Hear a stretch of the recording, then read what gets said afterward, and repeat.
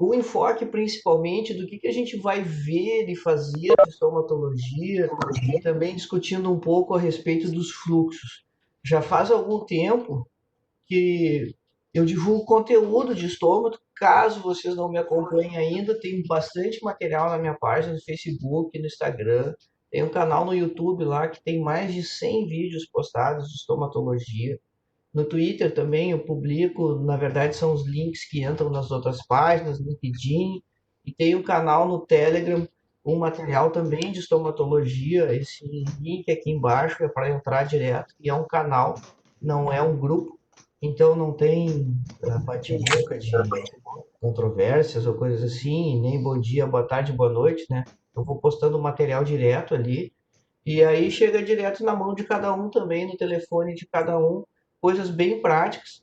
Então, tem bastante coisa, né, para ver a respeito de estomatologia, e tudo eu marco com essa hashtag. Quem seguir a hashtag vai saber também toda vez que sair esse material. E esse seja um, pode escolher qualquer um dos 6 dos pacientes que vocês têm para fazer a avaliação no primeiro lá, né? Na primeira pegada, para começar bem a semana. E aí, o que vocês vão fazer? Qual vai ser a conduta em cada um desses casos aí? Então, na verdade, a gente pode assumir diferentes posturas quando a gente estiver tratando esses pacientes, e uma delas vai ser assumir o caso e tratar o caso, a outra vai ser encaminhar, e claro, em algumas dessas circunstâncias a gente não pode ser indiferente, mas em outros casos ali, como por exemplo no caso da afta, talvez nós inclusive pudéssemos ser indiferente ao problema do paciente, principalmente se isso não fosse a queixa principal dele. Então, uma questão importante da gente definir conceitual, e isso cada um vai assumir a sua própria postura, é como então nós vamos fazer as nossas escolhas em cada uma dessas situações, né? A gente vai realmente assumir, tentar tratar, resolver, a gente vai imediatamente encaminhar o caso, ou a gente vai talvez ser indiferente em relação ao problema. Considerando então que a gente vai assumir o caso, como seria o nosso esquema de condução? Primeira coisa é formular um diagnóstico provisório, um diagnóstico presuntivo, e mesmo que nós não tenhamos uma noção clara sobre que patologia é aquela, a gente pode caminhar então para o lado do grupo de lesões, né, tentando definir a natureza dela primeiro, se é algo inflamatório, se é algo tumoral, se é apenas uma alteração anatômica, que nós não vamos classificar então nem como uma patologia inflamatória, nem como uma patologia tumoral, mas enfim, a gente precisa ter uma linha de raciocínio, uma linha de pensamento que vai entrar no diagnóstico presuntivo então. Vamos escolher uma maneira de tratar esse paciente e aí vamos acompanhar. E esse é o ponto-chave de toda a jogada.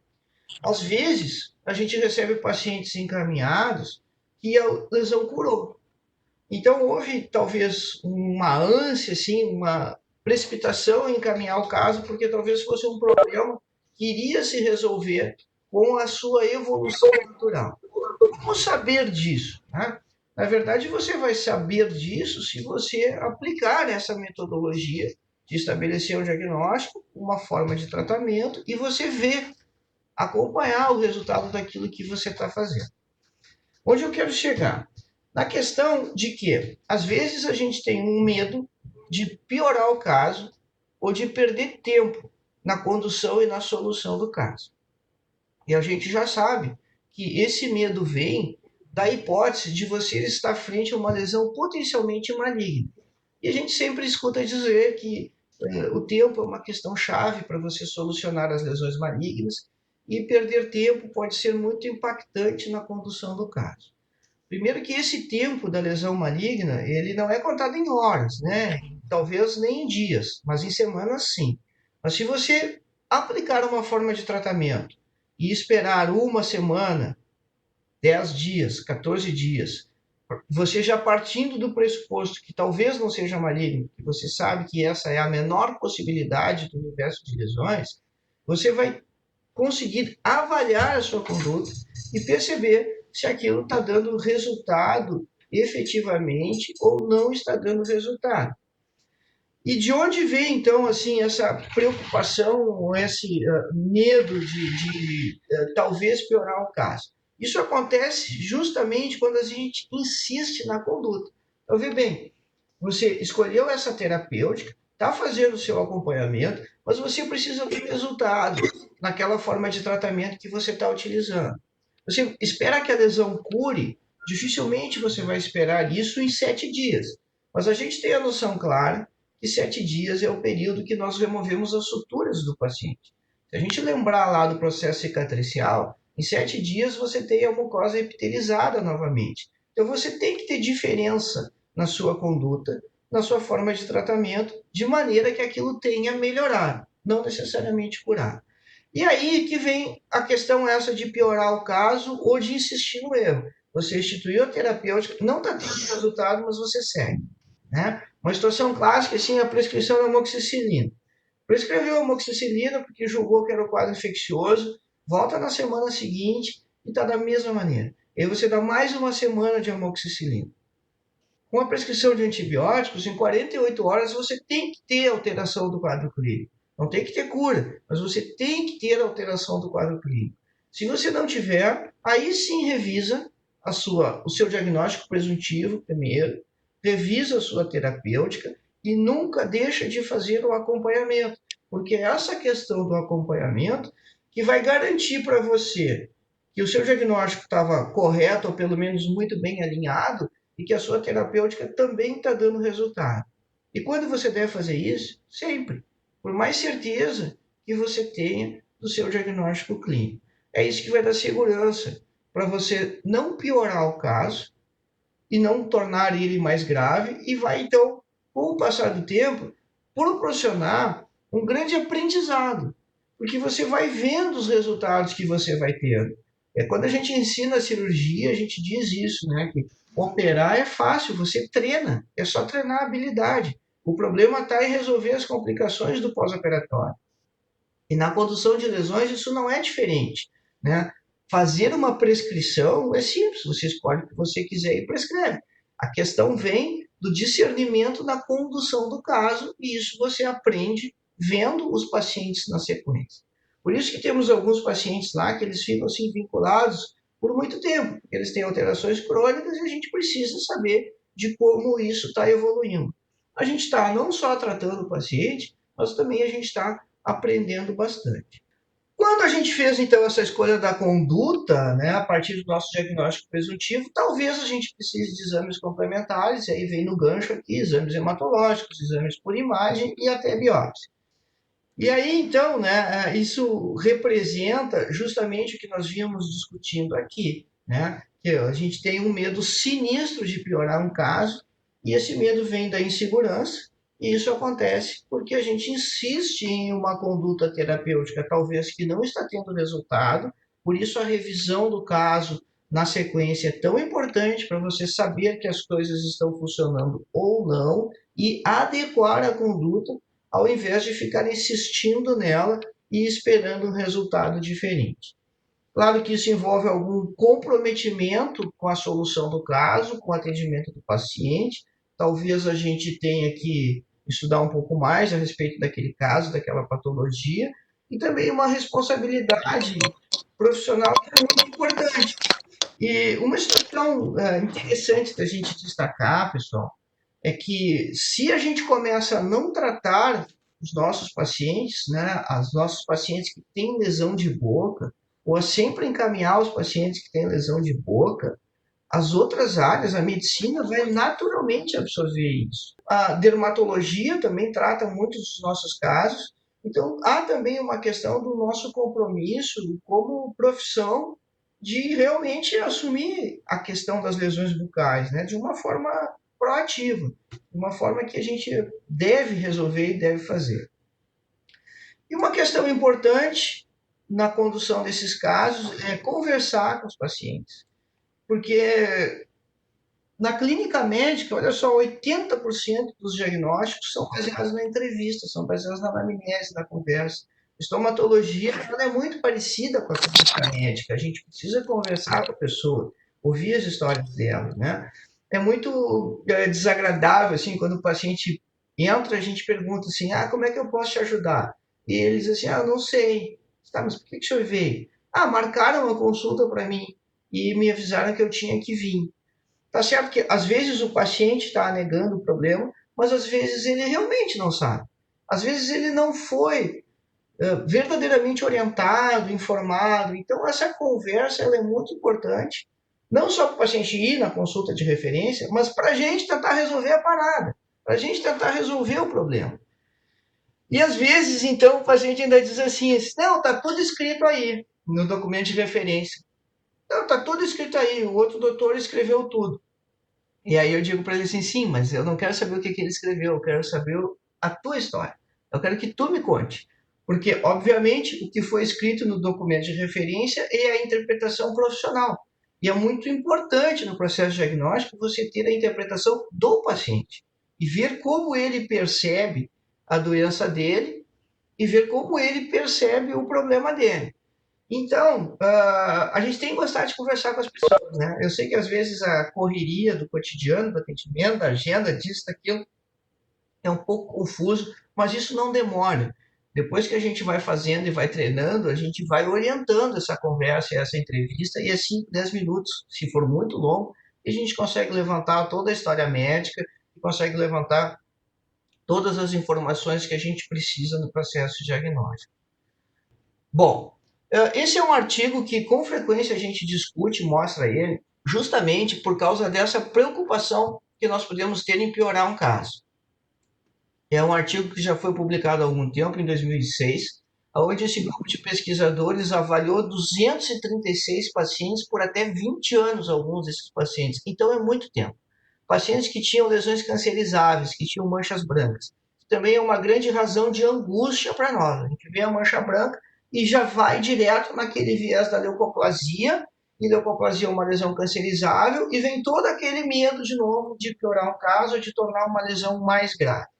Nesse período de tempo, eles avaliaram o tipo clínico, demarcaram as lesões, tamanho, localização, displasia naqueles casos que foram biopsiados, porque alguns pacientes foram biopsiados e outros não, e associação com tabagismo. Olha o que ele encontrou na revisão de literatura dele. O quanto de leucoplasia vira câncer? 0,13 a 17,5%. Começa que essa margem é um problema, porque ela é ampla demais. Divide aí 0,13 por 17,5 e vê quanto cabe dentro. E há muito viés, obviamente, nesse número aqui, porque depende, para você saber dessa história da transformação maligna, de sua avaliação clínica inicial e como esses pacientes foram incluídos nesses diferentes estudos que eles levantou. De qualquer maneira, vale a gente perceber, né, que isso aqui é o extremo de cima, a possibilidade da leucoplasia virar uma lesão maligna, virar câncer de boca, ela é baixa. E uma outra questão, a maioria dos pacientes não passa por isso. A maioria dos pacientes ele faz câncer de boca diretamente. As alterações celulares elas são tão intensas e significativas que o paciente não passa por esse período da lesão cancerizável e já acaba fazendo de vez um tumor maligno. Então, há que se ter atenção, obviamente, com as leucoplasias, mas também nós podemos ter tranquilidade na condução do caso, porque se uma leucoplasia sofrer transformação, isso demora, é um processo lento. E nós temos que ter atenção, então, com o universo geral dos pacientes, porque ele não precisa passar por esse momento e é importante a gente lembrar disso.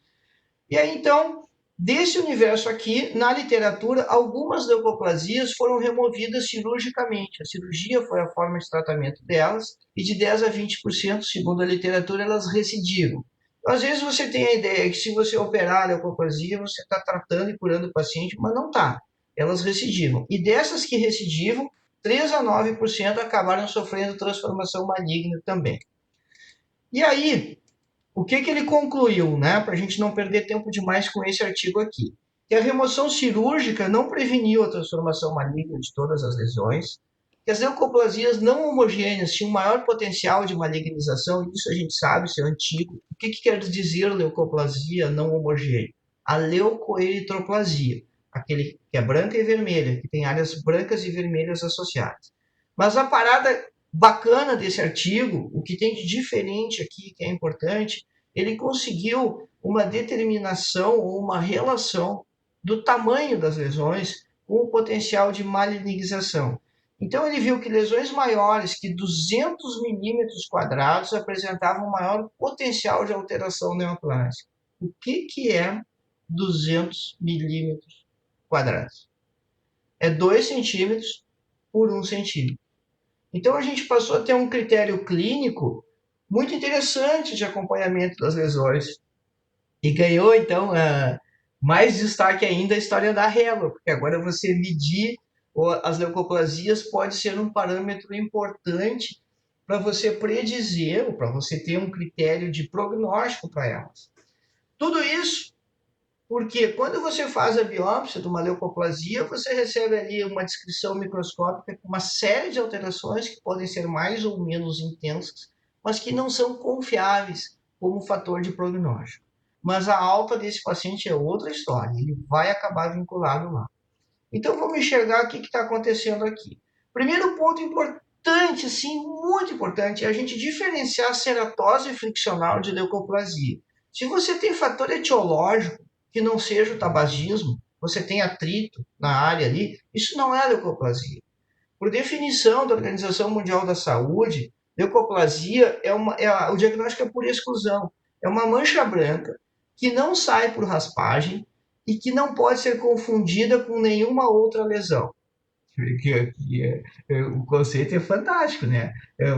Ele parte do pressuposto que você conhece todas as outras lesões para não confundir a leucoplasia com nenhuma delas. Mas é assim, esse é o conceito.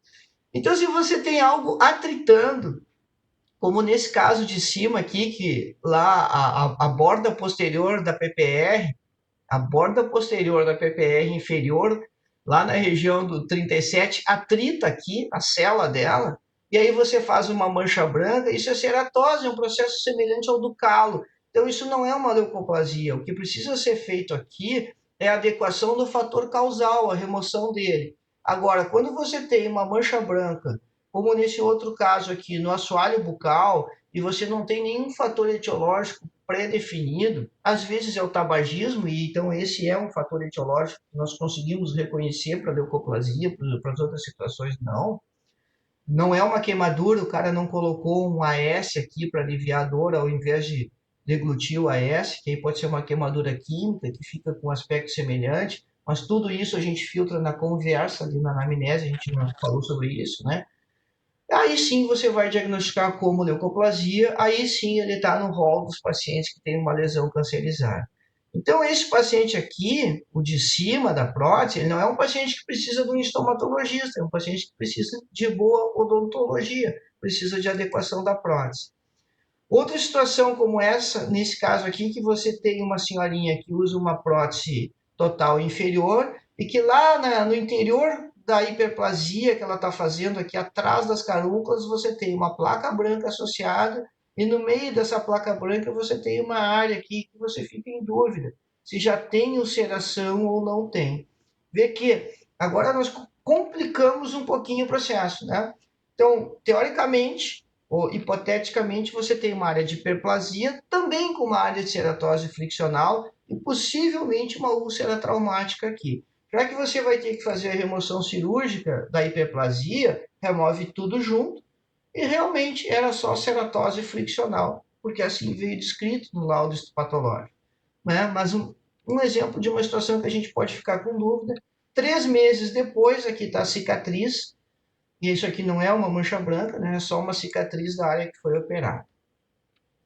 Outra situação de um paciente que usa uma PPR, você remove essa PPR e a gente vê que, apesar de ser uma armação de cromo cobalto, que já é um trabalho diferenciado, há algumas situações aqui de polimento e do acrílico que talvez pudesse ser um pouco melhor. E embaixo dessa PPR você tem uma placa branca. Também não é leucoplasia, também é uma ceratose friccional induzida ali pelo atrito da prótese. O que precisa aqui é o manejo da condição protética.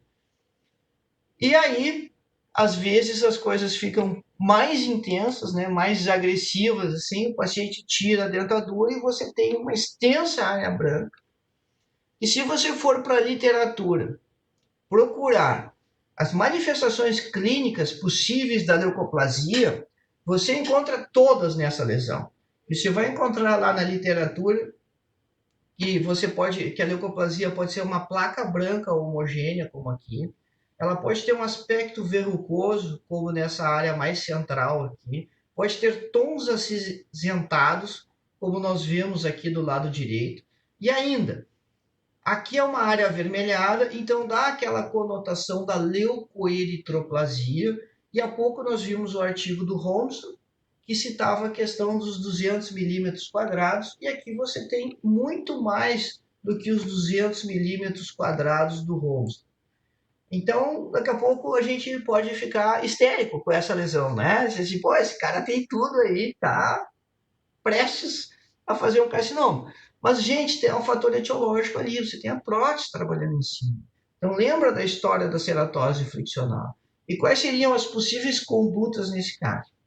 A primeira questão da gente definir com clareza assim, é que você fazer biópsia, quando você está com dúvida, de maneira nenhuma está errado, porque essa é justamente a principal indicação da biópsia, a dúvida. Então, se você está com dúvida, ficou ansioso com a condição do caso do paciente e optar por biopsiar essa área, e aí a biópsia tem que ser aqui na área vermelha. Por que tem que ser na área vermelha? Porque a área vermelha denota ou que o epitélio está muito fino, ou que está rompido, ou que está sofrendo infiltração. Então é lá que você tem que ir.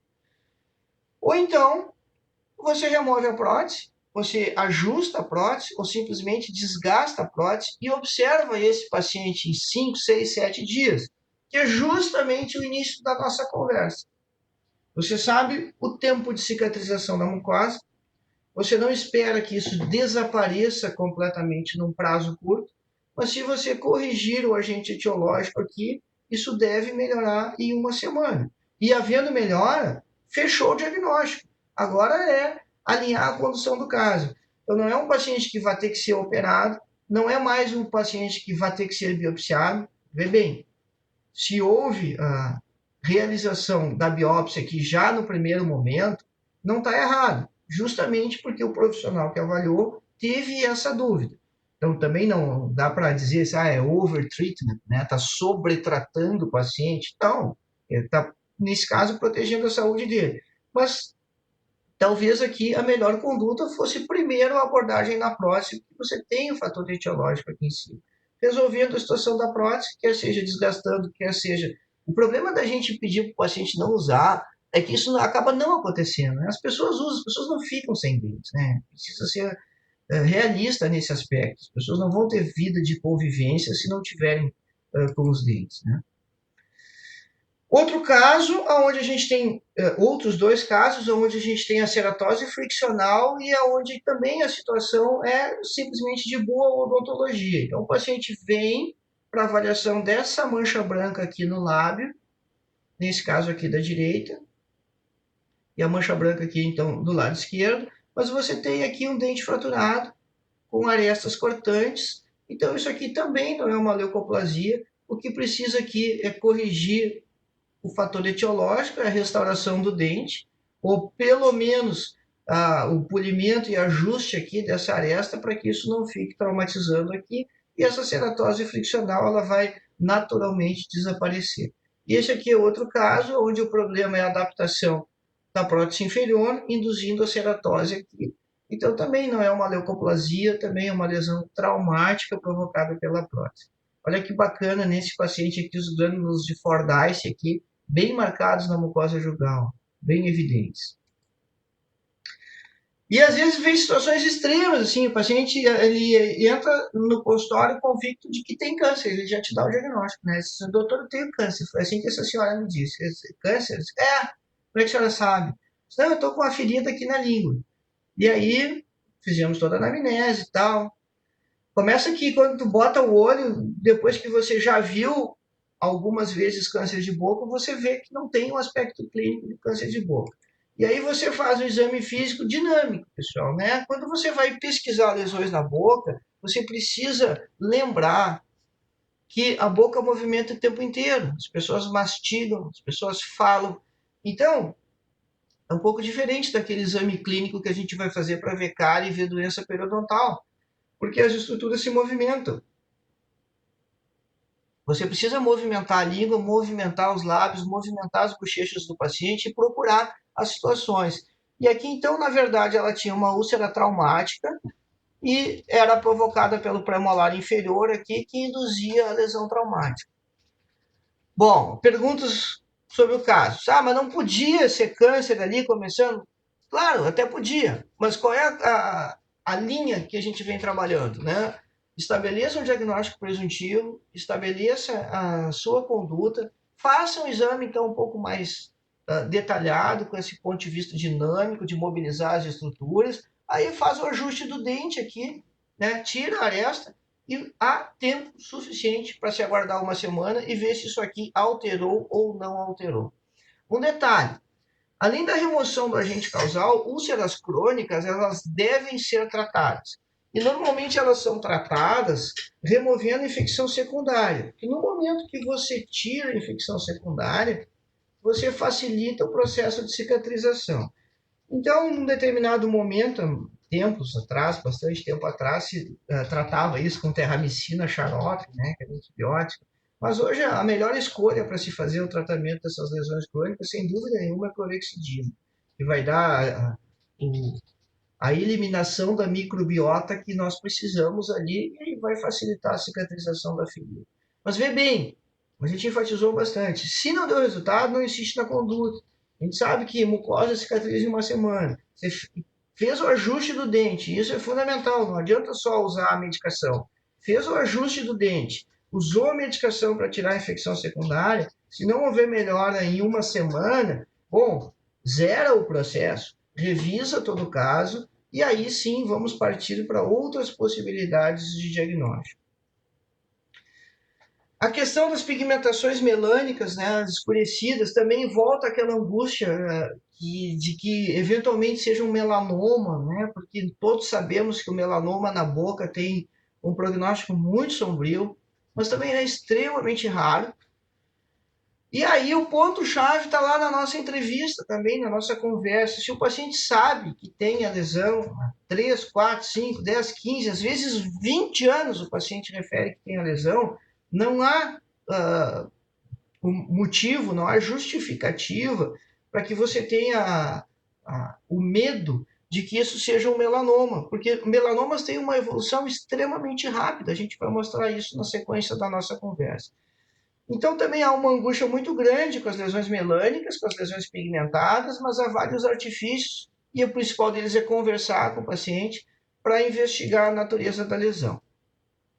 Um outro caso, então, de prótese total, e agora aqui, então, há a área de ceratose, mas há a úlcera aqui. Está ulcerado. No momento que a paciente remove a prótese, a gente vê as áreas de ulceração aqui. Então, também é um paciente que precisa, primeiro, de boa odontologia, precisa de ajuste da prótese, tratamento das lesões crônicas.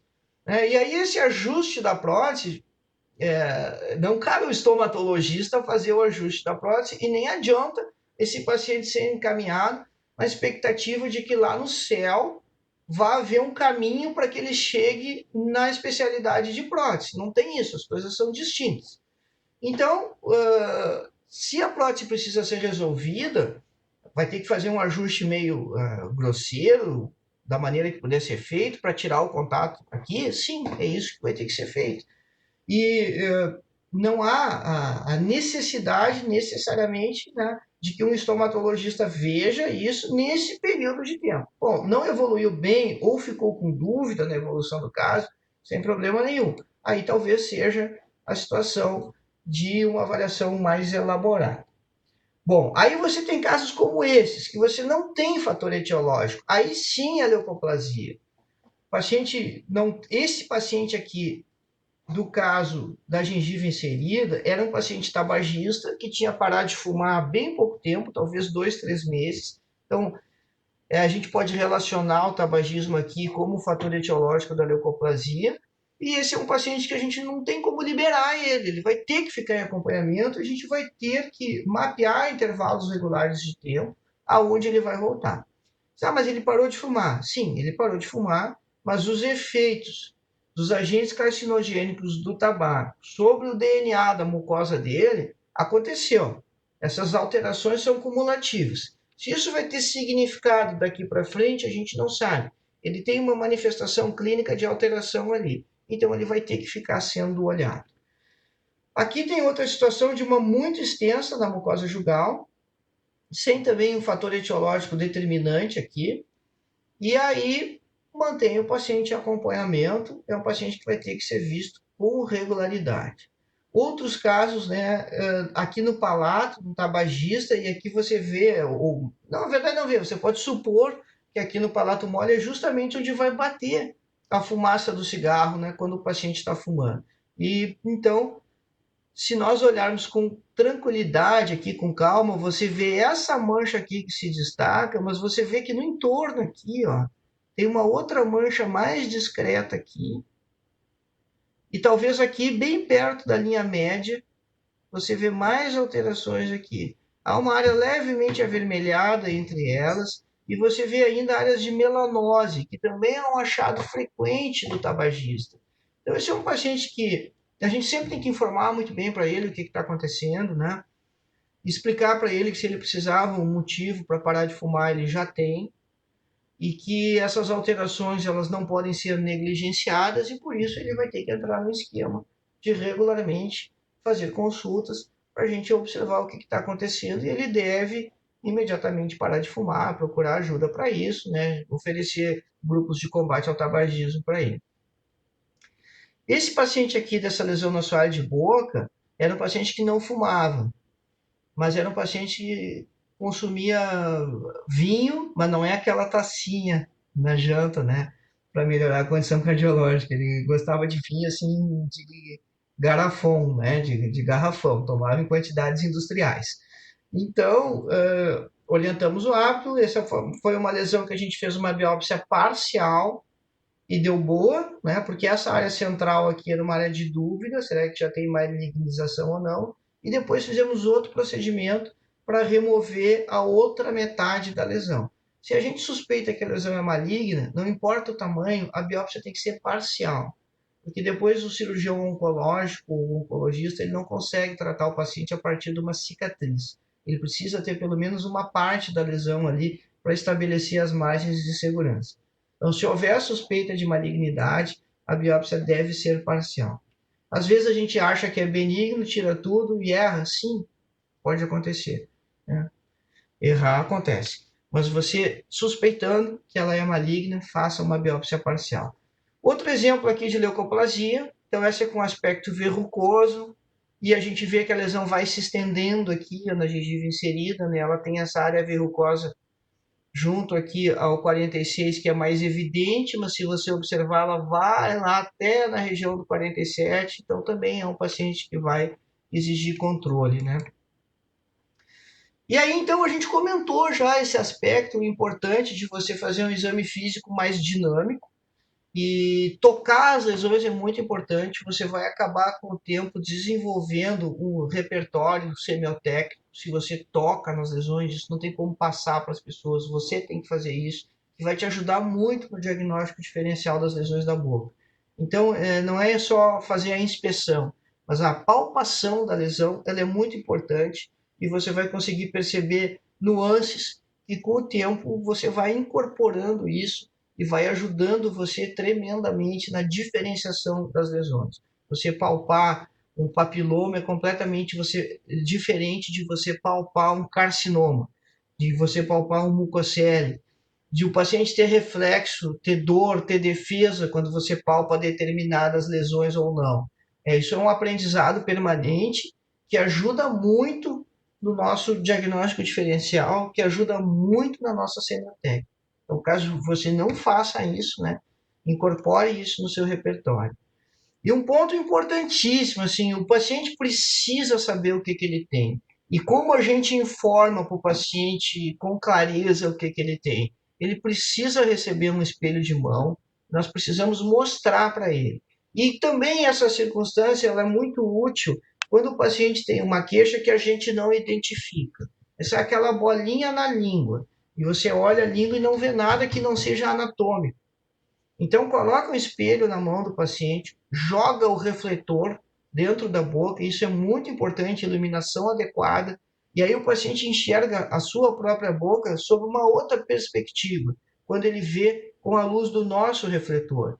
E às vezes a tal da bolinha que ele tinha simplesmente desapareceu, porque agora ele está vendo as coisas com boa iluminação. Então, a gente precisa gastar um tempo perguntando e conversando, mas também a gente precisa gastar um tempo dando retorno, informando e ensinando o paciente, né, com clareza qual é o problema e a razão do encaminhamento, para que ele saiba por que ele está sendo encaminhado e também explicar essas alterações para ele. Muitas vezes, nós pegamos uma folha de receituário, escrevemos o diagnóstico ali da lesão, só o diagnóstico, e entregamos para o paciente para que ele saiba, porque depois ele vai sair da consulta e a consulta é sempre um momento tenso, não importa. Né? Nós sabemos disso por experiência própria. Quando nós vamos consultar um médico ou com outro colega dentista, nunca é agradável e às vezes as informações passam despercebidas. Muito mais para o paciente lembrar depois o nome técnico de uma patologia que a gente disse para ele. Então, ele ter isso escrito para ele, né, não só no documento que ele vai levar de encaminhamento, é muito importante e mostrar para o paciente, então, com iluminação adequada. Né. Mas pensa bem, assim, talvez né, a boca seja uma das partes mais íntimas do corpo das pessoas. As pessoas não mostram a boca umas para as outras, as pessoas mostram outras partes do corpo, mas não mostram a boca. Então, reconhecer a própria boca, a questão de autoexame, isso é muito difícil. As pessoas não fazem isso nas suas rotinas. E às vezes a gente também passa por cima de explicar e de mostrar o que está acontecendo das estruturas, né? E uma estômato ou um atendimento odontológico, na verdade, não só estômato de boa qualidade, passa também por esse retorno, né? Por essa conversa com o paciente. Precisa uma basezinha, né, para a gente fazer estomatologia com tranquilidade, né, relembrar anatomia, relembrar um pouco de bioquímica, de biofísica, um pouco de fisiologia, um pouco de patologia e farmaco também para que nós façamos as opções terapêuticas adequadas. Se a gente está tratando lesão inflamatória, se a gente está tratando outro tipo de patologia, se a lesão é autoimune, enfim, fazermos as nossas escolhas adequadas. Então, essa base lá do que chamamos de ciências básicas, ela ajuda muito e ela facilita tremendamente os nossos processos, não só de diagnóstico, mas principalmente de tratamento. Lembrar do pescoço é muito importante, é um hábito que a gente precisa desenvolver, incorporar no nosso exame físico, e não é palpar os linfonodos aleatoriamente, por isso é importante lembrar da anatomia, né? Palpar principalmente junto à borda aqui do esternocleidomastoideu, palpar os linfonodos submandibulares aqui. A maioria das alterações inflamatórias vai dar linfadenopatia, isso é uma pista importante, herpes, afta pode, é um pouco mais raro, lembrar da diferenciação do linfonodo tumoral. E veja bem, nós já citamos que o câncer de boca vai ser a menor prevalência daquilo que nós veremos. Então, o que a gente vai identificar aqui, que vai nos ajudar bastante, são realmente os linfonodos inflamatórios. Mas você só identifica eles se você está acostumado a palpar o pescoço e a reconhecer a anatomia. Então, comece também não só a palpar as lesões para incorporar isso no seu repertório de diagnóstico, ter mais recurso semiotécnico, mas comece também a palpar o pescoço, mesmo dos indivíduos saudáveis, para que você aprenda primeiro a identificar a borda do músculo, aprenda a identificar a glândula submandibular, a cartilagem cricoide, a região da tireoide, e com o tempo você vai perceber se o paciente tem ou não linfadenopatia e vai ser mais uma informação importante, simples de ser obtida no processo de avaliação do paciente, no processo diagnóstico. Vamos lá? Claro que quando a coisa está desse tamanho, ou está desse tamanho, aí é óbvio, né? É evidente, né? Metástases cervicais amplas, extensas, onde elas já são visíveis clinicamente, mas o objetivo é perceber as coisas menores. Exames por imagem são importantes, né? Nos ajudam bastante lá na lista de exames complementares, né? Essa paciente tem um caso particularmente interessante, porque ela tem um tórax, na verdade, mas ela era mãe de um médico e aí o tórax dela era muito volumoso, ela mostrou para o filho e o filho viu essa ulceração aqui. E aí ele se assustou, achou que fosse um tumor maligno de glândula salivar acessória, que é relativamente frequente nessa região e pode ter esse aspecto. Naturalmente, ele ligou para o colega dele, que era cirurgião de cabeça e pescoço. Disse, olha, minha mãe está com tumor no palato. E aí o colega já disse para eles, bom, então faz o seguinte, ó, pede uma tomografia para ela e já manda ela aqui para mim com a tomografia para a gente ganhar tempo. E aí ela fez uma tomografia e na tomografia apareceu um tórax. Não se faz tomografia, exame por imagem para diagnóstico de tórax, né? Então essa é uma raridade você ter uma imagem dessas, né? E aqui está com a reconstrução tridimensional, um tórax bastante volumoso. E aí o cirurgião de cabeça e pescoço reencaminhou. Não, isso não é tumor, se não é tumor eu não trato. Né? E o caso foi adiante e a gente acabou fazendo a cirurgia e removendo o tórax. Então, exames por imagens, eles nos ajudam, mas eles têm também as suas indicações, né? Incidências convencionais também podem ser usadas, não é algo que a gente costuma usar de rotina, né? Mas você vê como também elas podem nos enganar, como nesse caso dessa paciente aqui, que tinha uma área radiopaca, que parece estar dentro da mandíbula. Aqui o aumento de volume na imagem clínica ele não aparece, e você vê uma radiografia póstero anterior, que você está vendo um perfil, né, que está a coluna, na incidência póstero anterior é pior ainda. Então você tem uma massa radiopaca no interior da mandíbula e isso lhe dá a ideia que talvez seja um osteoma que está ocupando toda a região do ângulo. Né? E aí na tomografia as coisas se esclarecem, né? A lesão, na verdade, ela era extraóssea e tinha inclusive uma linha de clivagem ali. Então, muito mais simples, ela só a borda aqui dela junto à basilar, né? Mas ela estava por lingual, mas muito mais simples de ser removida, porque ela estava crescendo a partir da cortical externa, aqui na vista posterior anterior. Então era só clivar ela aqui, uma pequena linha de osteotomia nessa região aqui, sem envolver a estrutura mandibular propriamente dita. Claro, isso é uma cirurgia maior, uma cirurgia grande, né? Mas veja como as imagens podem mudar completamente o entendimento da lesão. E aí tem muitas coisas que não adianta, é a periapical que vai nos ajudar, é a radiografia periapical que vai resolver. Veja a riqueza de detalhes que você é capaz de ter com uma periapical, a ponto de você perceber o extravasamento de cimento endodôntico aqui, a passagem do cone de Gutter em excesso ali, ainda a radiolucidez aqui da lesão periapical instalada. Então, e ainda problemas de condensação lateral aqui no tratamento endodôntico, né? São muitos detalhes que a periapical é capaz de nos dar, e em muitas circunstâncias é com ela que a gente deve resolver as situações, né? E veja esse caso aqui, de uma radiografia panorâmica, onde a queixa da paciente era a parestesia do lábio inferior do lado direito, e você vê aqui o premolar, e parece que tem uma diferença de radiopacidade aqui, mas parece que não tem. Na verdade, a panorâmica, nesse caso, te gera mais dúvida do que certezas. Essa paciente fazia uso de alendronato, usava uma PPR aqui, então é um bifosfonato que interfere no metabolismo ósseo, né? E olha então a conibin. Aí então vamos dar um passo a mais nos nossos exames complementares, né? Bom, aí com a Conibin você não tem dúvida de que isso aqui é uma área de reabsorção extensa ali. Então ela estava fazendo uma osteonecrose dos maxilares, induzida pelo bifosfonato e induzida pela necrose desse dente. Então o próximo passo aqui no processo diagnóstico foi o teste de vitalidade. Não tinha área exposta, o que é típico das osteonecroses, né?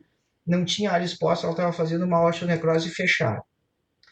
Bom, a gente discutiu a questão de medir, talvez a importância da determinação das leucoplasias, mas sempre que a gente tiver dúvida da evolução do processo, medir as lesões é importante. E aí, pessoal, não precisa muita sofisticação nesse processo. Você pode usar uma régua escolar para fazer essas medições? Pode, sem problema nenhum. Régua de endodontia, né, para odontometria, são excelentes. Você pode autoclavar as réguas de odontometria, pode usar um paquímetro de plástico, digital, seja lá o que for, ou pode até usar uma régua de perícia odontológica, né, uma régua pericial. Essa aqui é da American Board of Forensic Odontology.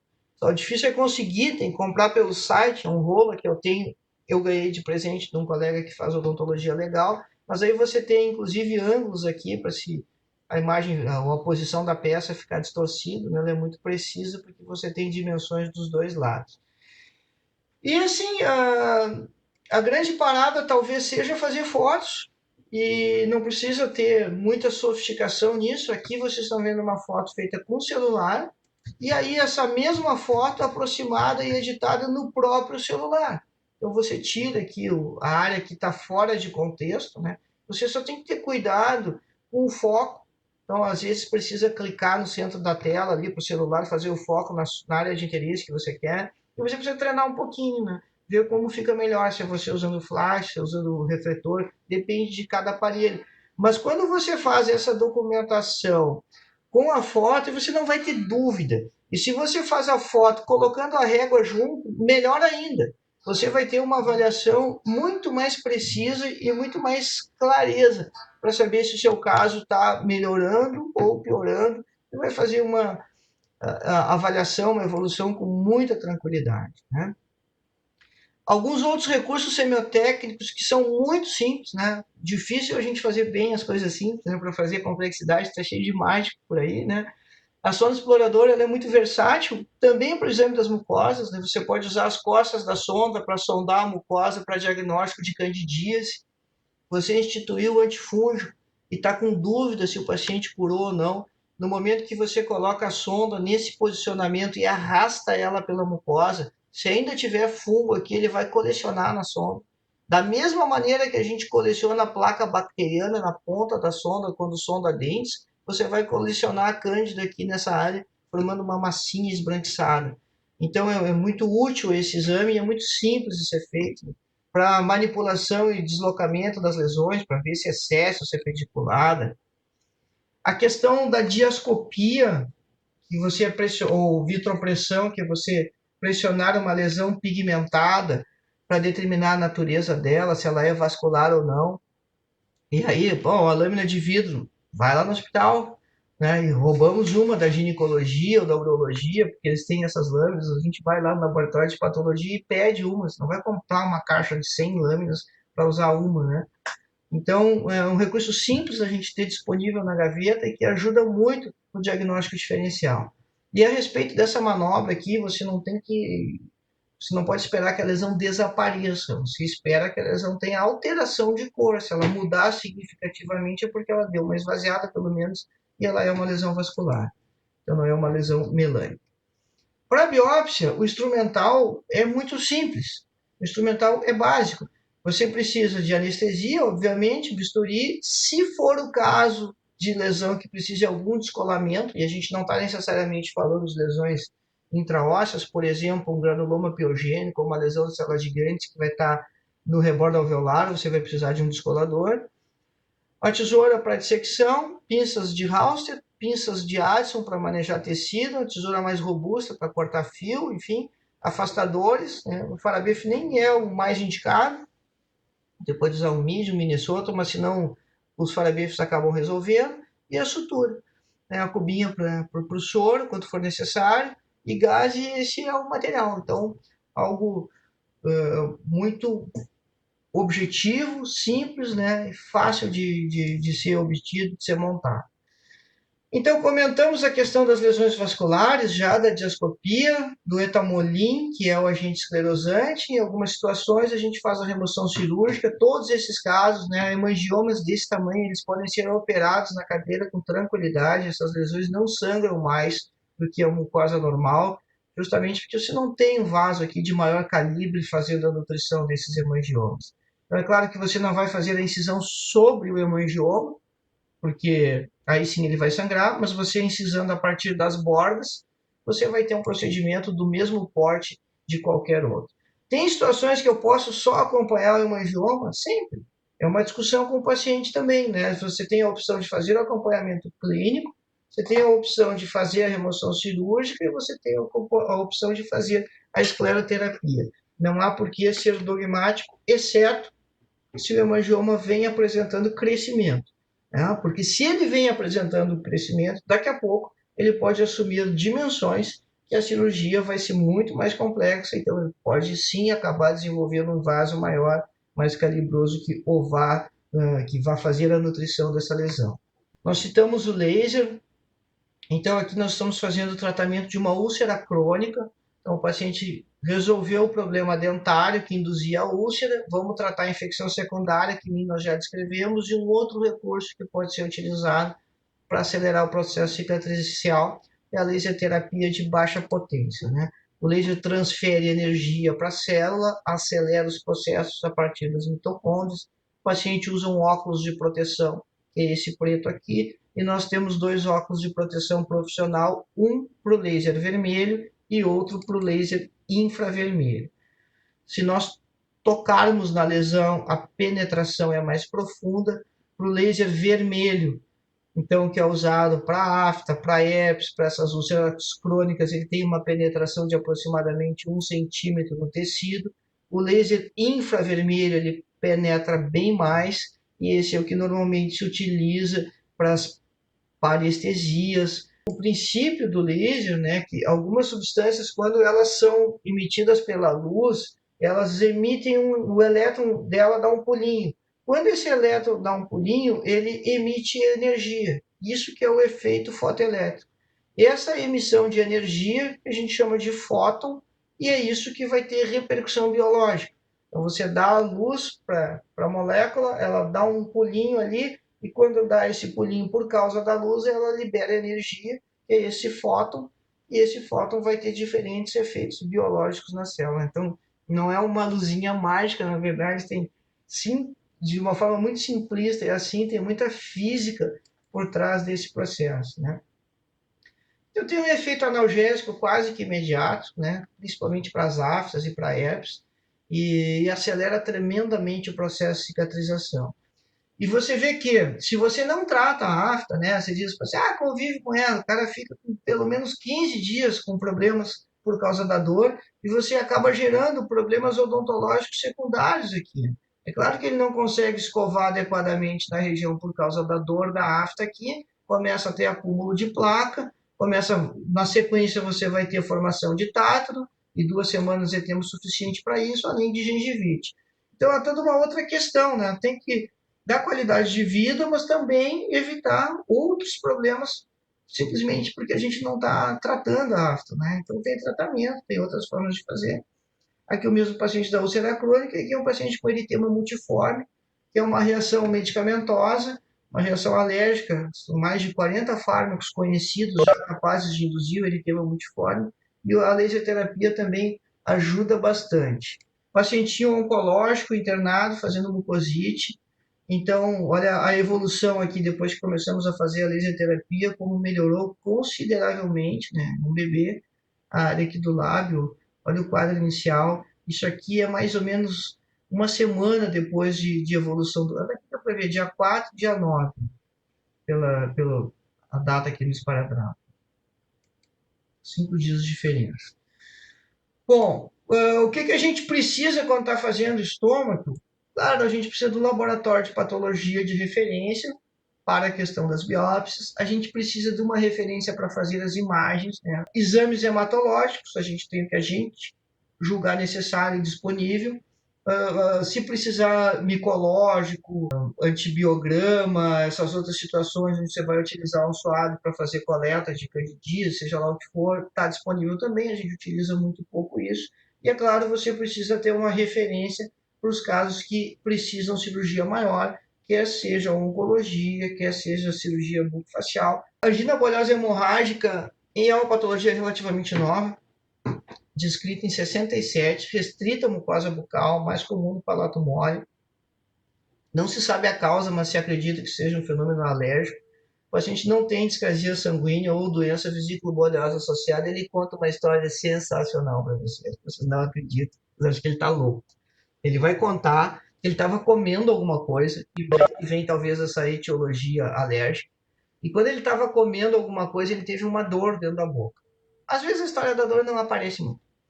E aí, logo depois, estourou uma bolha de sangue e encheu a boca de sangue. Alguns pacientes ainda diziam assim, doutor, eu achei que tinha me arrebentado uma veia da cabeça, porque encheu a boca de sangue vivo, e aí aquele sangue não parava, e aí eu cuspi, e fui lavar a boca, e não parava de sair sangue, e de repente parou. Aí tu diz, beleza, né? Mas assim, foi um sangramentinho ali, que nem quando passa. Não, doutor, era sangue vivo, assim, não era que nem quando passa fio dental. E você vai examinar o paciente. Mais um dado aqui: sexos igualmente afetados, pessoas mais velhas, quer dizer, depois dos 40. Você vai examinar o paciente, que normalmente você vê uma úlcera como essa aqui, né, no palato mole. E a história dele é real, realmente. Não se sabe por que fenômeno, e aí parece então ser um fenômeno alérgico, acontece um desprendimento rápido do epitélio da mucosa do tecido conjuntivo. E o nome angina vem da dor, mas nem sempre essa dor ela é descrita com clareza pelo paciente como ela fosse intensa assim. E aí, nesse desprendimento, essa área aqui que forma a bolha preenche de sangue. Só que como isso é muito delicado, porque isso formou muito rápido, simplesmente o epitélio destacou, ela também rompe muito fácil, justamente por ser delicado. E aí que o paciente refere que a boca encheu de sangue. Raramente você vai conseguir perceber essa situação, que é quando você tem a bolha estabelecida, né? Que não houve o rompimento da bolha. Então, o que se vai fazer nesses casos? Absolutamente cuidados para que a ferida não infeccione e acompanhar o processo de cicatrização. Alguns pacientes experimentam um único episódio na vida, outros pacientes fazem isso de forma recorrente. Isso também pode acontecer na mucosa jugal, e aí na mucosa jugal, normalmente não forma uma bolha tão grande assim, forma mais que uma e menores na área. Outra situação recorrente, pessoal, candidíase, a gente sabe que tem aquela lista de fatores predisponentes muito importante. O aspecto clínico é a lesão branca que sai raspando. Se o paciente usar prótese, nós vamos ter na área eritematosa. E a conduta é usar antifúngico. E aqui um detalhe muito importante é não usar subdose, né? Fazer as prescrições de forma regular, prescrever direitinho. Pacientes que usam prótese total não fica aquelas áreas brancas típicas, características da candidíase pseudomembranosa. Aqui a gente consegue ver uma areazinha branca, não aqui, que aqui é o flash, né? E é nesses casos em particular que a sonda, então, ela é um instrumento muito útil para fazer a sondagem dessas áreas aqui e ver se você coleciona o fungo ou se aquilo é só uma irritação da prótese. Essa é uma paciente HIV positivo, também não tem uma condição de saúde bucal exemplar, né? A questão aqui está da imunossupressão do HIV. Esse é um paciente, então, aidético já, e aí, portanto, aí faz candidíase de uma forma muito mais grave, aidético com tuberculose, então, patologias associadas, muito mais intensas. Aqui as áreas sangrantes que podem ficar quando você raspa as áreas do fungo, que é muito descrito isso na literatura, né, esse aspecto clínico. Você raspa a área branca e resulta numa área eritematosa, às vezes sangrante. Então, há uma questão também que aparece recorrente, às vezes, nos livros, né, que é você solicitar a cultura, fazer um suave, mas o diagnóstico é clínico, não há porquê, exceto se você está tendo muita dificuldade na condução do caso. Nos casos de quelite angular, você pode usar a laser terapia também como um auxiliar no processo de cicatrização aqui. Sempre recomendamos utilizar o antifúngico e a laser terapia associada, né, para que cure mais rápido. Sempre a primeira escolha é a anistatina, nós sempre utilizamos associado ao sistêmico, o cetoconazol, 100 miligramas, um comprimido por dia por 10 dias, a anistatina, uma colher de sopa por 1 minuto, de 8 em 8 horas, por 14 dias. Então, o cetoconazol acaba antes da anistatina. E ao final desses 14 dias, o paciente faz uma consulta de novo e a gente reavalia. Então, na verdade, a gente faz a prescrição para que ele use a anistatina até a próxima consulta e encaixamos 14 dias na próxima consulta. Fica abotoado assim, né? Eu digo isso para eles: você vai usar a anistatina até voltar aqui e já marca em 14 dias. E aí a gente reavalia. No caso de resistência, que as coisas não estão funcionando bem, miconazol e aí o gel, não é líquido como a anistatina, portanto, eu acho que a gente não tem uma experiência tão boa, mas para a quelite angular, talvez funcione melhor, justamente pela substantividade, né? Porque uma pomada vai permanecer ali. E como alternativa sistêmica ao cetoconazol, fluconazol, e aí o paciente vai usar um comprimido por semana. A gente costuma prescrever 2 comprimidos, usa um e o outro dali 7 dias. Mas o de escolha nosso é o cetoconazol. Se não tem disponível, aí o fluconazol. E é óbvio que se o paciente usa a prótese, precisa os cuidados com a prótese também. Às vezes a candidíase desenvolve hiperplasia papilomatosa, né? Ela estimula a mucosa e tem que fazer remoção. Basicamente tem 4 técnicas. Aqui nós utilizamos o eletrobisturi. Então, primeiro trata a candidíase e depois faz a remoção das áreas papilomatosas com eletrobisturi para você formar uma nova mucosa aqui, sem essas áreas papilomatosas, porque isso acaba fazendo com que a candidíase recidive. Esse é um paciente que foi transplantado, então ele é imunodeprimido por causa do transplante. Fizemos o tratamento e imediatamente ao final do tratamento a eletrocoagulação. Então é importante você também programar isso certinho, né? Ele vai terminar o antifúngico e já na sequência faz o procedimento, aqui bem mais exuberante, né? Aqui manejado em todas as áreas, a gente costuma fazer isso num tempo cirúrgico só, né? Todo palado, para o paciente fazer uma cirurgia só. E olha só, vê bem, quando você utiliza o eletrobisturi, é claro que você tem um pequeno atraso na cicatrização, isso é esperado. Então aqui você tem o aspecto do final imediato do procedimento e vê 7 dias depois, ó. Ainda não está completamente cicatrizado. Não, não é isso mesmo. Em 7 dias isso ainda não vai estar completamente cicatrizado, a mucosa ainda vai estar epitelizando. Cuidados pós-operatórios. Isso aqui é feio, pessoal. É uma ferida cirúrgica feia, mas é absolutamente confortável. Porque o eletrobisturi ele queima também a terminação nervosa. Então isso não dói, o paciente não tem dor no pós-operatório. Claro que a gente sempre prescreve analgésico e clorexidina para não ter a infecção secundária das escaras aqui. Isso era um grande problema antigamente, né? A infecção secundária dessas feridas. E hoje a clorexidina resolveu essa questão. Pacientes com líquen, né? Uma doença autoimune, fazem as estrias esbranquiçadas, às vezes tem pigmentação melânica associada, é um paciente que vai ficar também vinculado, tem que ficar em acompanhamento permanente, e às vezes o líquen pode ser uma manifestação da hepatite C. Isso tem um comportamento geográfico, em algumas regiões do mundo essa relação é bem marcada, no Brasil a gente não sabe, a gente utiliza de rotina sempre o anti-HCV para esses pacientes que têm líquen plano com essa possibilidade. E tem uma discussão na literatura, né, se vira câncer, se não vira, que na verdade isso foi acomodado como uma condição cancerizável. Não é que o líquen plano vire câncer, mas o paciente que tem líquen, ele tem mais chance de fazer câncer de boca, porque o líquen ele acelera o turnover, ele acelera a renovação do epitélio, e toda vez que você tiver mais mitoses, você tem mais chance de errar a cópia do DNA. E você depende de erros na cópia do DNA para ter o câncer. Então, essa seria a linha de raciocínio atual. Exames complementares, assim, biópsia se você tiver dúvida sobre o diagnóstico, ou se com o passar do tempo você imaginar que possa ter malignização em alguma área da mucosa, aí você faz a biópsia. Se não, ela é uma lesão de diagnóstico eminentemente clínico. Na literatura você vai encontrar vários exames, né? O que nós utilizamos sempre de rotina é o anti-HCV, o VSG ele é muito inespecífico, glicemia também é discutível, um hemograma, fator antinuclear e pesquisa de células LE por lúpus eritematoso. Então, isso aqui vai marcar que é uma doença autoimune, o FAN, simplesmente, e a pesquisa de células LE vai servir para o diagnóstico diferencial do lúpus. Se você fez a biópsia, isso não é necessário, mas se você também tem certeza do seu diagnóstico clínico, nós acabamos utilizando sempre o anti-HCV e os outros ficam na lista só se necessário.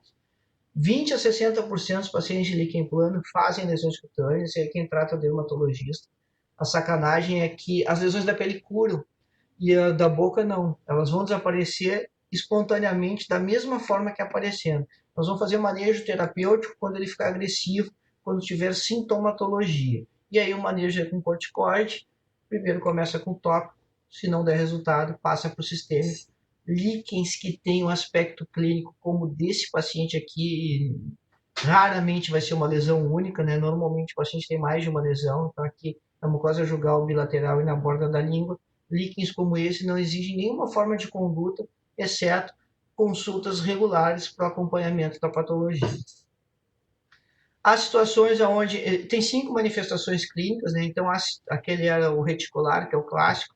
Há situações onde ele está atrófico ou erosivo, como aqui, e aí é sintomático, dói bastante, vai exigir tratamento. Então sempre começamos com bochecho de dexametasona, por um tiro também de 1 semana, 10 dias, um tiro curto, reavalia, vê se está dando resultado, e aí interrompe se deu resultado, e se não deu resultado, quando a gente passa para o sistêmico, a gente passa para a prednisona, começa com uma dose baixa de 5 miligramas e vai subindo 5 miligramas por dia até chegar a 25, 30 miligramas de prednisona, e aí começamos a baixar. Esse ciclo todo ele vai dar de 10 a 12 dias, dependendo quanto tempo a gente vai manter o paciente no topo lá de 25 a 30 miligramas. Um detalhe, precisa dizer o paciente que não vai curar, vai melhorar. A gente quer que ele fique assintomático. Temos usado nos pacientes sintomáticos associação com laser terapia, com bom resultado. Quando você tem dúvida da área central, você pode fazer uma biópsia. Nesse caso, na área central, você pode fazer uma biópsia parcial. Um detalhe é que o líquen é uma lesão inflamatória, autoimune, mas ele tem uma característica histopatológica típica. Então, o patologista consegue diagnosticar microscopicamente líquen plano. Bom, a questão das lesões melânicas, pessoal, a gente comentou já alguma coisa, né? Vê que, vamos começar por aqui, ó. Essa mancha azul aqui. Então, qual é a diferença de nevos e de mácula melanocítica? Nevos você tem aumento de volume. E além da mácula melanocítica, você pode ter pigmentações melânicas, tá? Então, essa é uma paciente que tem isso aqui há pelo menos 20 anos. Do mesmo jeito. Ela sabe disso. Ela enxerga quando ela escova os dentes. Precisa de uma avaliação mais elaborada, de alguma angústia nesse caso? De maneira nenhuma. Né? A paciente sabe que tem isso há 20 anos do mesmo jeito. Às vezes a gente vê os médicos comentando da questão da utilização do dermatoscópio, né? Que é um aparelhinho que os dermatologistas usam, que é como uma lupa, alguns têm uma fonte de luz para observar lesões. Dentro da boca não rola, né? Porque não tem como você fazer uma desinfecção adequada do dermatoscópio, nem como posicionar ele dentro da boca. Isso só a título de curiosidade. Pigmentação fisiológica também, tem paciente tem há anos. Aí você tem uma outra lesão como essa aqui, ó. E essa é uma lesão que pode sim deixar você verdadeiramente preocupado. Porque essa, né? Porque, primeiro, porque ela está embaixo da dentadura. Então, ela não é uma lesão que é vista rotineiramente como essa aqui, que a pessoa vê toda vez que faz a escovação dos dentes. E ainda assim, você tem 4 critérios de preocupação para as lesões pigmentadas. Se ela tem sangramento ou prurido, se ela está mudando de tamanho, se ela tem mais de um tom de cor e se ela tem bordas irregulares. Essa aqui tem pelo menos 2 dessas situações, porque ela tem diferença de tom, ela tem área aqui onde ela é mais escura e área onde ela é mais clara, e ela tem as bordas irregulares. Ela não é bem desenhadinha como essa aqui. Isso aqui poderia ser um melanoma? Poderia, né? Porque dos 4 critérios ela preenche 2 e o terceiro nós não temos como avaliar, que é a questão do crescimento, porque ela está embaixo da dentadura. Então, essa é uma lesão que deveria ser biopsiada, no nosso ponto de vista, sim, porque a gente tem resposta para 2 dos critérios, tem um que a gente não consegue responder. Então, essa sim é uma lesão que a gente deveria ter preocupação em biopsiar. Aqui não, aqui não. E esse caso aqui de baixo, essa é uma criança de 6 anos que tem um nevus melanocítico congênito. Ele tem há 6 anos e não foi operado até agora. Ela tem que remover, é claro que tem que remover, porque ele tem uma lesão exofítica, tem um componente fibroso junto ali, mas não há nenhuma preocupação maior o comportamento da lesão. Isso já tem 6 anos que está evoluindo. E aí esse se fez a remoção cirúrgica total, tinha lesão por lingual também ali, né? Se removeu toda ela. E esse caso aqui de baixo, talvez sejam pacientes que a gente não via aqui, que agora a gente vai começar a ver. Essa pigmentação no palato ali, de uma forma homogênea, bem distribuída, isso é por causa da cloroquina. Como não tem malária aqui no Rio Grande do Sul, a gente não vê os pacientes com pigmentação por cloroquina, justamente porque aqui não tem malária. Mas no norte do Brasil, onde tem malária, os pacientes usam a cloroquina, você pode encontrar pacientes com essa pigmentação homogênea, aqui bem distribuída no palato. Com a questão da Covid, talvez isso se torne mais frequente ou prevalente ou não, de qualquer maneira, tá aí o alerta, né? Como é que vocês vão diagnosticar isso aí? Isso é o início da nossa aula, né? Entrevista, anamnese, conversa com o paciente, lá você vai levantar as medicações que ele usa e se ele usou essa medicação, talvez seja a causa dessa pigmentação, certo? Como é que é a melanoma? Então, a melanoma é assim, ó. Entre uma foto e outra, você tem um intervalo aí de 5 meses, porque foi o tempo que o paciente levou no encaminhamento até chegar em nós. Tá? Olha a diferença de evolução. Então é algo agressivo, é algo exuberante. Aqui já era agressivo, né? Você olha essa lesão aqui, o paciente diz para você assim, isso faz 1 mês, 2 meses, 3 meses que apareceu e já está desse tamanho. Bom, aí claro que você tem que ficar absolutamente preocupado. Nesse caso anterior aqui, poderia ser um melanoma começando assim? Poderia. Ele poderia começar dessa maneira até ele se tornar exuberante e agressivo. Mas vê bem, é muito diferente o aspecto, né, das outras pigmentações melânicas. Então, assim como as manchas brancas, a gente tem que ter atenção, mas a gente tem que também ter tranquilidade e discernimento na condição do caso. Bom, pessoal, hiperplasias, né?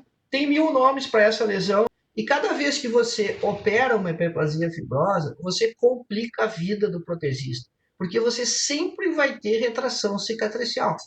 É fisiológico. Você corta, o miofibroblasto vai para lá junto com o fibroblasto e ele vai puxar de 20 a 30% da área cirúrgica, do leito da ferida, independente se é cirúrgica ou não, mas ele vai puxar de 20 a 30% do tecido para reduzir a área a ser cicatrizada. Então, se você opera hiperplasias de forma recorrente, você cada vez vai diminuir mais a área chapeável e vai cada vez complicar mais a vida do protesista. Então, qual é a parada? Quando esse paciente chega lá e não está ainda com a consulta da prótese marcada, eu dou um retorno em aberto para ele. Diz, olha, você pode fazer o ajuste da sua prótese ou parar de usar ela, mas eu só posso te operar quando já tiver marcado para fazer a prótese nova. A outra hipótese é você não colocar mais essa dentadura na boca. E é claro que os pacientes, mas eu tenho que trabalhar, mas eu não posso ficar sem dente. E é isso mesmo, a vida é assim. Ou então, às vezes, né, eu digo brincando para os pacientes assim, se a senhora quiser, a gente faz a cirurgia agora, e se você gostar da cirurgia, bota a prótese de novo, que daqui 2 semanas a gente faz outra, já que foi tão legal assim, né? E aí as pessoas entendem, quando a gente faz essa brincadeira com clareza, que se não tirar o agente etiológico, não adianta fazer a cirurgia, porque a lesão recidiva. Então, uma outra questão importante, assim, importante não, né, de facilidade, é o eletrobisturi. Porque se você tem hiperplasias no palato, como essa aqui, que você não tem como suturar, utiliza o eletrobisturi, remove a lesão com bisturi a frio, por causa do exame histopatológico, né? Precisa saber o que é. Então, tira com bisturi a frio e usa o eletrobisturi ali na ferida cirúrgica, não precisa sutura. Muito parecido com o que a gente viu nas hiperplasias papilomatosas. Então, aqui você tem um caso, uma dentadura inferior, tem uma hiperplasia pequenininha aqui. Quando ela tira a prótese, a hiperplasia por dentro ela é maior, ela é um pouco mais extensa. Às vezes, o simples ajuste aqui vai curar o paciente, porque ela ainda é pequena, não tem muito volume de tecido. Essas que está, o paciente usa a prótese, mas a hiperplasia está na região jugal. Beleza, não tem nada a ver. Essa cirurgia é uma que a gente vai fazer na hora, porque não precisa a solução protética aqui para remover isso.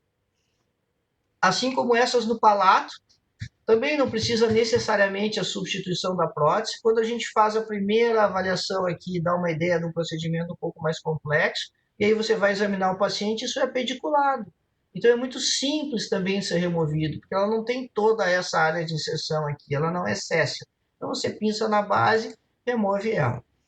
Essas outras pediculadas também não envolve a solução, o encaminhamento da prótese, né? Mas aquelas que são fibrosas extensas como a anterior, essa aqui lembra até um coração. E aí, pessoal, essas lesões elas têm diferentes nomenclaturas e é tudo a mesma patologia, né? Então você vai chamar de hiperplasia por prótese, fibra epitelial, fissurada, epitelial e conjuntiva, fibrosa, pólipo fibroso, tudo é a mesma patologia com 1000 nomes diferentes. Tem aqui a questão da adaptação da prótese, né? É inegável nesse caso, mas enfim. Lesões menores, né? Mesma situação. Aqui já aproveitamos e manejamos um pouquinho o fundo de sulco ali para dar uma ajudada, né? Levamos isso para cima, utilizamos a eletrobisturi. Quando dá para dar uma melhorada na área chapeável, a gente faz. Aqui as áreas que foram removidas daqui e daqui.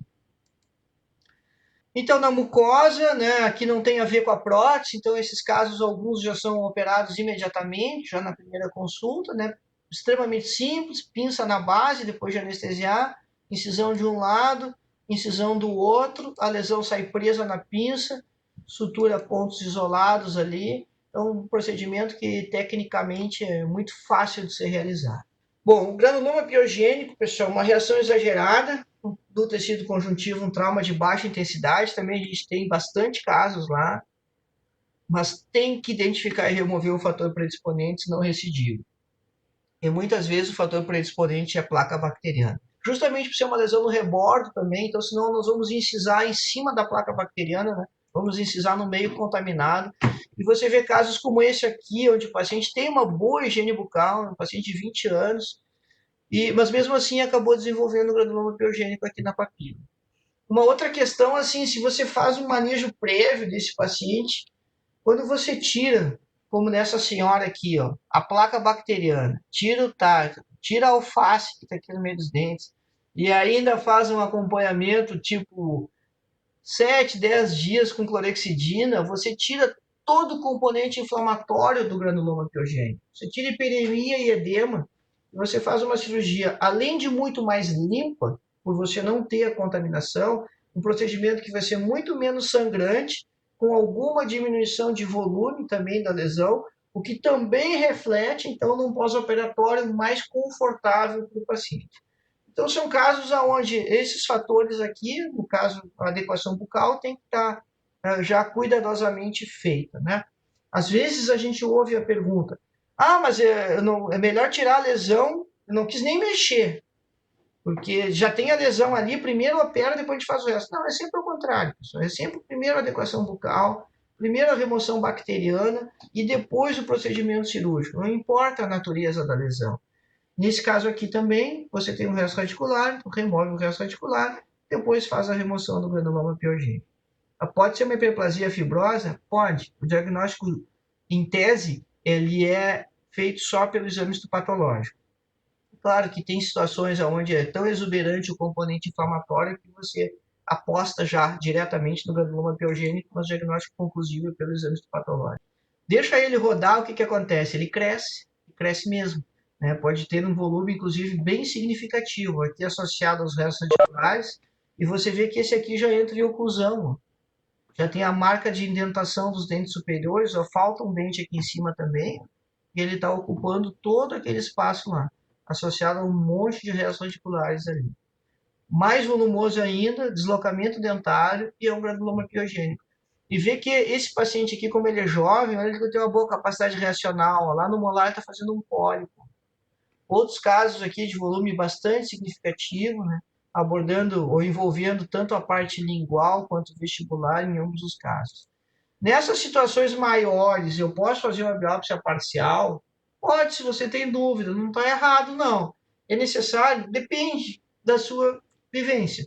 Se está com dúvida, faz parcial. Se está confiante no diagnóstico de granuloma piogênico, já faz total. Precisa radiografar sempre, porque você pode ter uma lesão que não seja um granuloma piogênico, seja intraóssea e está exteriorizando. E aí, quando você colocar o bisturi, o seu bisturi vai embora e muda completamente o porte do seu procedimento. Então, a radiografia ela é aconselhável. Claro, se ele é pequenininho, como os casos iniciais ali, não é necessário. Mas esses maiores exuberantes, justamente por causa da questão do diagnóstico diferencial. Uma das possibilidades é que seja um granuloma de células gigantes. E aí você tem uma variante que é periférica, no rebordo, e você tem uma variante que é central. Central quer dizer que ela é intraóssea. E se ela for central, ela pode ter crescido tanto que chegou na boca.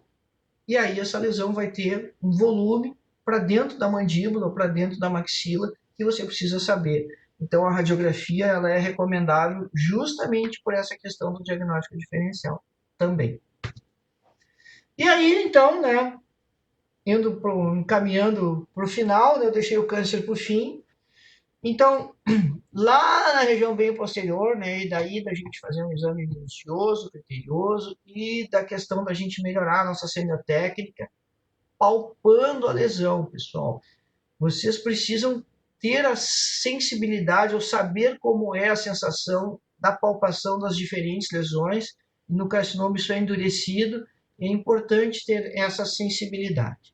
A língua é a localização mais frequente. Aqui a gente tem uma lesão na borda, então biópsia parcial, foge do centro da lesão, porque o centro da lesão é área de necrose, então nas bordas você vai conseguir uma imagem microscópica melhor para o patologista. escolhe a borda de cima, escolhe a borda da frente, tanto faz, né? Pega a que for mais fácil, não vai complicar a sua vida, né? E aí, então, a gente pegou a área de cima ali. A profundidade disso aqui é mais ou menos a profundidade da lâmina 15, não precisa ir mais profundo que isso basta. E aí, sutura pontos isolados, tumores são friáveis, faça a sutura à distância. Se você não posicionar seus pontos bem longe da borda, o fio de sutura começa a cortar o tumor, fica uma esculhambação. Pode fazer sutura em X, sutura em U também, para pegar mais volume, mais massa ali e não cortar a lesão. Uma das características dos tumores é a perda de adesividade celular. De novo, em borda da língua, aqui é 7 dias depois da biópsia, aqui está o ponto, na sutura que ainda não foi removida. Isso é muito raro, você ter tumores na linha média e no dorso da língua, extremamente raro, e veja como esse é um tumor agressivo, e aquela descrição das bordas elevadas, aqui ela é muito evidente. E se nós começarmos a observar o entorno, você vê que tem tumor vindo aqui já. Então, te chama a atenção essa área de necrose central, mas no momento que a gente começa a olhar o resto do tecido aqui, o entorno da área principal, você vai vendo muitas alterações aqui junto da amígdala lingual, e aí vê bem, às vezes recebemos avaliações de amígdala lingual, que é uma variação anatômica. Vê quando o carcinoma está acontecendo lá, você tem as características do carcinoma, e não alterações inflamatórias da amígdala lingual. Então você vê aqui uma área ulcerada, com área de necrose central, as bordas elevadas, de uma forma muito nítida aqui, muito marcada, né? Os tumores malignos dão essa alteração anatômica. Entre borda e assoalho de boca, aqui do outro lado, feita a biópsia também, acabou tirando 2 fragmentinhos ali. Pode acontecer em gengiva, não é tão frequente, mas vê que sempre tem esse aspecto clínico assim mais agressivo, né? No lábio, e aqui a gente tem um trabalho muito importante de prevenção, precisa uma vida inteira de exposição ao sol para fazer carcinoma no lábio, e a gente precisa informar e orientar os pacientes. Se vocês olharem o lábio da população brasileira, ele é muito marcado, porque o país é muito ensolarado, e a gente falha um pouco na informação e na prevenção de câncer de boca e de câncer de lábio. A gente não faz prevenção de câncer de boca e de lábio fazendo campanhas com exame em massa. Não, isso não é prevenção, você está tentando fazer diagnóstico precoce. Você faz prevenção com exames regulares e orientando e informando as pessoas. Da mesma maneira que faz para câncer de mama, de colo de útero, de próstata, de intestino, é fazendo exames regulares e orientando as pessoas. E aí, né, esse caso de baixo aqui, era um paciente que era operador de guindaste no Porto de Rio Grande. Ele trabalhou a vida inteira no sol, faz 2 anos que aposentou, e aí depois acabou fazendo carcinoma do lábio. Não porque aposentou, porque ele passou a vida inteira exposto sem proteção adequada, né? Então a gente vê sempre pacientes de mais idade. Se existe alguma vantagem nisso, é que tem um prognóstico bom. Dificilmente as pessoas evoluem mal no câncer de lábio, né? O tratamento cirúrgico costuma ser resolutivo, às vezes irradia o pescoço, dificilmente tem metástases, então o prognóstico acaba sendo bem melhor do que os outros carcinomas que já estão acontecendo para dentro da boca. Na verdade, a gente diz que quanto mais posterior o carcinoma, pior o prognóstico. Isso se dá em função de você ter uma drenagem linfática mais efetiva, e aí você acaba tendo chance maior de metástases. E agora sim, por último, né, algo que vem acontecendo um aumento significativo nos últimos tempos, e vocês devem ter percebido isso, são os casos de sífilis.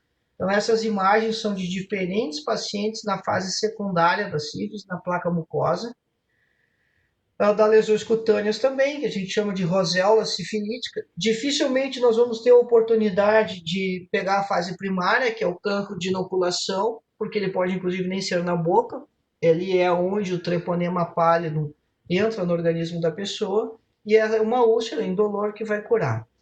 E aí a placa mucosa vê que ela tem assim uma certa variação no seu aspecto clínico, mas é sempre uma área amarelada, levemente esbranquiçada. É uma placa, não é uma úlcera. Então isso não é uma ferida, né? Isso não está aberto, é uma placa.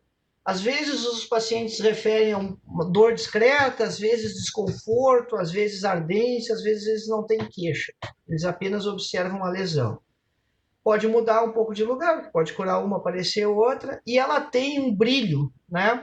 Um brilho nacarado, é assim que é descrito, assim, lembra um pouco madreperla, que é um ponto importante assim no diagnóstico clínico. Então, quando vai solicitar exame hematológico, você pode solicitar o VDRL, que é o Venereal Disease Research Laboratory, ou já solicitar especificamente sorologia para a luz.